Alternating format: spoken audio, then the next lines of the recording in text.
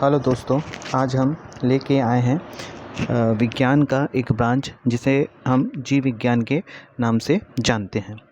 जीव विज्ञान एक्चुअली होता क्या है, आज हम उसके बारे में जानेंगे और जीव विज्ञान के कितने ब्रांचेस हैं वो भी हम जानेंगे और किस ब्रांच में किस चीज़ का अध्ययन किया जाता है आज वो भी हम जानेंगे। तो सर्वप्रथम हम ये जानते हैं कि जीव विज्ञान होता क्या है। तो देखिए, जीव विज्ञान कहने का मतलब ये है, जैसे जीव जीव विज्ञान बोल रहा है मतलब इसमें हम लोग जीव का अध्ययन करते हैं, वह वो भी ऐसा चीज़ जो लिविंग है। तो विज्ञान की वह शाखा जिसके अंतर्गत जीवधारी का अध्ययन किया जाता है। जीवधारी में आपके जीव जंतु, जीव भी आएंगे और जंतु भी आएंगे। तो उसका जो हम अध्ययन करते हैं उसे हम किस नाम से जानते हैं? जीव विज्ञान, जिसे इंग्लिश में हम बायोलॉजी के नाम से भी जानते हैं। अब यहाँ पर जीव विज्ञान शब्द का सर्वप्रथम जो उपयोग है वो लेमार्क तथा ट्रेवेरिन्स, ये दो वैज्ञानिक ने जीव विज्ञान का सर्वप्रथम अध्ययन किया या सर्वप्रथम इस शब्द का के बारे में बताया। अब यहाँ पर हम जानेंगे कि ये जीव विज्ञान किन दो शब्दों से मिलकर बना हुआ है। तो जीव विज्ञान जो है वो दो ग्रीक शब्दों से मिलकर बना है, जिसमें प्रथम जो शब्द है वो बायोस है। बायोस का मतलब होता है आपका लाइफ, और लाइफ का मतलब यहाँ पर जीवन होता है। दूसरा होता है लोगस, जिसे होता है स्टडी करना, जिसे हम कहते हैं अध्ययन करना।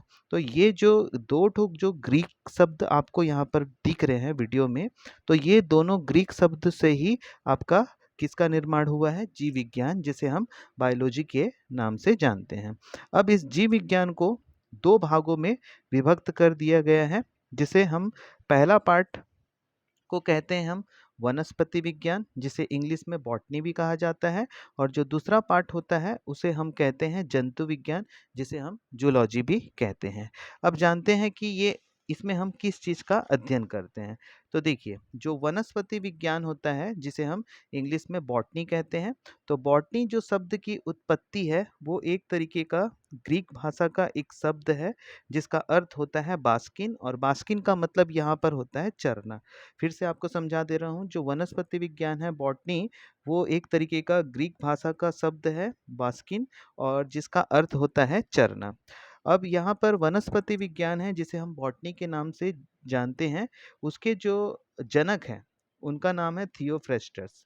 तो याद रखिएगा कि वनस्पति विज्ञान का जो जनक है उसे हम थियोफ्रेस्टस के नाम से जानते हैं। अब इसे जनक क्यों कहा जाता है वो भी एक रीज़न है, क्योंकि इस वैज्ञानिक ने 500 प्रकार के पौधे का वर्णन अपनी पुस्तक हिस्टोरिया प्लैंटरम में किया।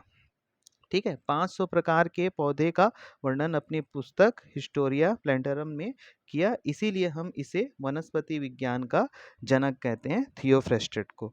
अब बात करते हैं जंतु विज्ञान। जंतु विज्ञान कहने का मतलब होता है आपका जूलॉजी। जंतु विज्ञान के जो जनक है वो आपके अरस्तु है, जिसे इंग्लिश में एरिस्टोटल के नाम से भी जाना जाता है।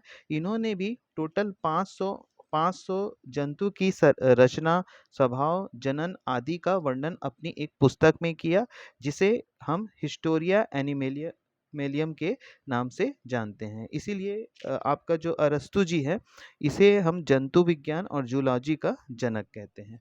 अब बात करते हैं जो ब्रांचेस होते हैं विज्ञान में, हम उसके बारे में जानेंगे कि बायोलॉजी में कितने सारे ब्रांचेस होते हैं और किस ब्रांच में हम किस चीज़ का अध्ययन करते हैं।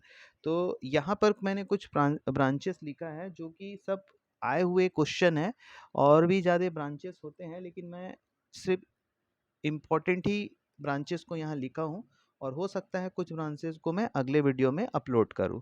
तो जानते हैं कौन से ब्रांच में किस चीज़ का अध्ययन करते हैं। पहला होता है एग्रोस्टोलॉजी। एग्रोस्टोलॉजी में हम घास का अध्ययन करना जानते हैं, मतलब पढ़ते हैं। एग्रोस्टोलॉजी में हम किसका अध्ययन करते हैं? हम घास का अध्ययन करते हैं।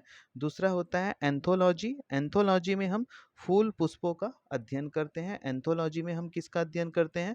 फूल और पुष्पों का अध्ययन करते हैं। तीसरा होता है आपका एपीकल्चर। एपीकल्चर में हम मधुमक्खी पालन से संबंधित का अध्ययन करते हैं। चौथा होता है आपका साइटोलॉजी। साइटोलॉजी में हम कोशिका का अध्ययन करते हैं। उसके बाद होता है पांचवा डेंड्रोलॉजी। डेंड्रोलॉजी में हम वृक्ष और झाड़ियों का अध्ययन करते हैं।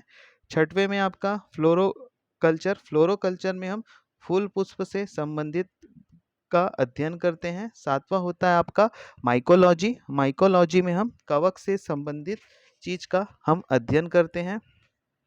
आठवां है आपका ऑरोलॉजी। ऑरोलॉजी में हम पर्वत का अध्ययन करते हैं। 9वें नंबर में होता है आपका ऑस्टियोलॉजी। ऑस्टियोलॉजी में हम हड्डी अस्थि से संबंधित का अध्ययन करते हैं। 10वां है आपका पीसीकल्चर। पीसीकल्चर में हम मत्स्य पालन से संबंधित बातों का हम अध्ययन करते हैं। उसके बाद होता है आपका फाइकोलॉजी। फाइकोलॉजी में हम शैवाल का अध्ययन करते हैं। उसके बाद होता है आपका पैडोलॉजी। पैडोलॉजी में हम मृदा का अध्ययन करते हैं। उसके बाद होता है वीरोलॉजी। वीरोलॉजी में हम विषाणु का अध्ययन करते हैं। और उसके बाद होता है आपका वर्मीकल्चर। वर्मीकल्चर में हम केंचुए पालन का अध्ययन करते हैं। उसके बाद कुछ और है जो कि इम्पोर्टेंट है। उसके बाद है आपका सेरीकल्चर। सेरीकल्चर में हम रेशम के जो कीट होते हैं उनके पालन का से संबंधित चीज का अध्ययन करते हैं। उसके बाद होता है आपका पोमोलॉजी। पोमोलॉजी में हम फलों का अध्ययन करते हैं। आशा करता हूँ आपको ये छोटा सा मेरा वीडियो आया होगा। और ये बायोलॉजी का पार्ट 1 है। और ये बायोलॉजी का भी हम आगे और भी पार्ट वीडियो अपलोड करेंगे, जो कि एग्ज़ाम की दृष्टि से अभी हाल में बहुत सारे एग्ज़ाम होने वाले हैं स्टेट के प्लस रेलवे के, जिसमें विज्ञान से संबंधित काफ़ी क्वेश्चन आएंगे। और मैं उम्मीद करता हूं कि मैं जिस टाइप से पढ़ा रहा हूँ उसमें से ज़्यादा क्वेश्चन आए। और ये सभी इंपॉर्टेंट क्वेश्चन है जो प्रीवियस ईयर के पेपर में आ चुके हैं। अगर आपको ये वीडियो अगर आपको अच्छा लगा हो तो प्लीज़ लाइक शेयर ज़रूर करिएगा और कमेंट भी करिएगा। धन्यवाद।